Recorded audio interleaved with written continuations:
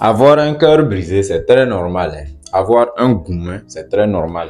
Dans une relation, dans la vie, c'est normal. Mais toi, en tant qu'homme, aller dans une relation, hein, tu es là, tu supplies à une copine, tu cours derrière une copine, tu lui supplies, tu lui bègues que la relation n'a qu'à continuer, que la relation n'a qu'à avancer. Hein, c'est pas normal. Ce n'est même pas normal et ce n'est même pas du tout bon. On fait pas ça.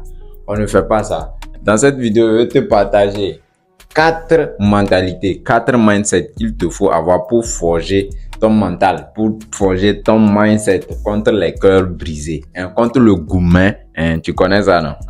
Contre le gourmet. So, je vais partager ça avec toi. D'abord, tu dois comprendre que cette fille-là que tu vois, que tu penses qu'elle a quelque chose de spécial, elle n'a rien de spécial, mon frère. Elle n'a rien de spécial. C'est la même chose que tu vois. Hein? C'est ce que tu vois, les filles par lesquelles tu n'es pas intéressé là. C'est la même chose que tu as chez toi. Sauf que celle-ci, c'est quoi? C'est parce que c'est ce ressenti que tu as avec elle, que elle fait ci, elle fait ça, tu ressens de l'affection qu'elle te donne. C'est ça qui te fait penser qu'elle est spéciale.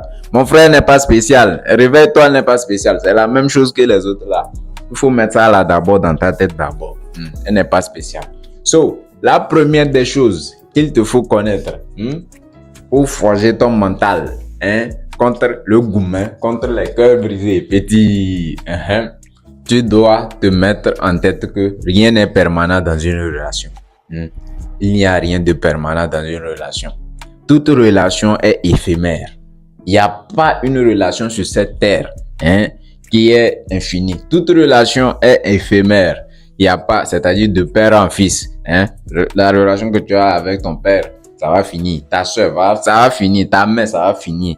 Ta copine, ça va finir. Ça va finir. Tout est éphémère. Si tu commences d'abord par te mettre ça d'abord déjà ça dans ta tête, il n'y a pas quelque chose. Il n'y a pas une relation dans laquelle tu vas être et quand la relation là ne va plus exister là, ça va te faire quelque chose. C'est vrai, au début, ça va te faire quelque chose, mais c'est-à-dire au bout de quelques jours, bien quelques semaines seulement, ça va te passer. Parce que tu t'es déjà préparé mentalement. Tu savais déjà dans ta tête que ça va finir un jour. La première des choses à savoir, c'est que rien n'est permanent. C'est tout ce que tu vis comme relationnel avec tes proches, avec ta copine. C'est éphémère. Ça va finir un jour. C'est la première des choses à savoir, ça. Rien n'est permanent. Tout est éphémère. Donc, faut te mettre ça là dans ta tête que ça va finir. Ce que tu penses que tu es en train de vivre avec elle, surtout si tu es jeune, tu es là, tu es avec elle, tu as une petite gommie à côté, vous faites les petits moments, vous dites que vous allez construire telle vie. Et un jour, ça break up entre vous là. Donc, tu as une porte de sortie déjà dans ta tête que, voilà, tôt ou tôt, ça risque de ça va pas aboutir. C'est quelque chose comme ça. Donc, toi-même, tu es d'abord sur tes gardes. Tu es d'abord sur tes gardes. So, maintenant, le deuxième point qui va te permettre de surmonter les gourmets, les cœurs brisés, c'est quoi? Petit, tu dois avoir un esprit d'abondance. Tu dois avoir un esprit d'abondance. Tu dois toi-même t'autosuffire. Le mindset que tu dois avoir, c'est que moi-même là, je me suffis. Moi-même là, j'ai beaucoup de go. Même si tu n'as pas les go comme ça, c'est-à-dire, toi-même, tu sais que si je sors sur terrain comme ça là, ça va venir de soi-même. Cette mentalité-là, tu dois avoir ça. Tu dois avoir l'esprit d'abondance. C'est pas parce que toi, avec toi, ça marche pas qu'il n'y a pas quelqu'un ici pour me dépanner de ma situation. Tu vois, non? C'est ça, il faut avoir un esprit d'abondance. Que ce soit dans la vie, dans le business, ou bien que ce soit dans le relationnel et puis tout. Tu dois avoir un esprit d'abondance. Ne jamais compter sur quelqu'un, surtout si femme. Faut pas compter. Avoir toujours rien que toujours besoin de toi et de Dieu. C'est de toi et de Dieu que tu as besoin. Tu n'as besoin de quelqu'un. Tu n'as pas besoin de quelqu'un. Avoir un esprit d'abondance va te permettre d'abord c'est-à-dire de ne pas compter sur quelqu'un. De ne même pas compter sur quelqu'un. Donc, c'est la deuxième des choses à avoir. La deuxième des mentalités à adopter dans ta vie. J'ai dit la première des choses. La première des choses, rien n'est permanent. Tout est éphémère. La deuxième des choses, c'est l'abondance. Avoir un esprit d'abondance. Et là, tu te dis que elle est partie, il y a deuxième. Tu te dis que, c'est pas parce que toi, tu n'es pas là à tel moment là qu'il n'y a pas quelqu'un pour gérer le même mouvement à tel moment. Tu vois, non? Si lui n'est pas là, il y a quelqu'un d'autre. Si elle n'est pas là, il y a quelqu'un d'autre. Avoir un esprit d'abondance est la deuxième des choses qui va te permettre de surmonter ton gourmand. Le gourmand, ça va te permettre de surmonter ton cœur brisé là. Ça va te permettre de surmonter ça. Maintenant, le troisième point qu'il te faut connaître. Tu dois toujours être le premier à rompre dans une relation. Surtout, je parle dans une relation, toi avec ta copine, tu dois être le premier à rompre dans cette relation.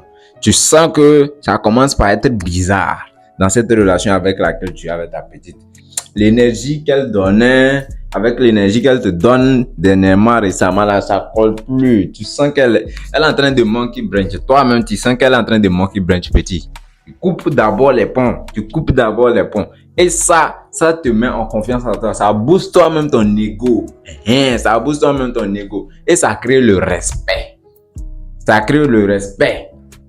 Quand tu sens qu'elle est en train de dégamer, elle fait ses petites bêtises là, tu coupes.